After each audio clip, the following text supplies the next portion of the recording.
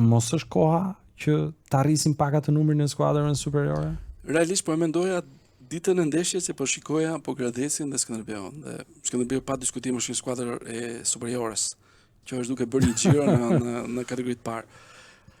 Por për faktin që jemi nga 2013-2014 era e fundit me 12 ekipe dhe duke qenë se kemi një strukturë 10 superiore, 12 kategoria e parë dhe janë 23 çuditërisht në kategorinë e dytë. Se kemi një grup me 11 ekipe, një grup me 12 ekipe. Besoj që minimalisht do të jenë 12-12, se edhe më shumë pastaj krijohet ai gepi në mesi tabelës që krijon probleme pastaj. Me rezultate. Me rezultate dhe që ti di si janë gjërat në Shqipëri, kur s'më duhet diçka fillojnë bëjnë ndere e gjëra tjera si këto.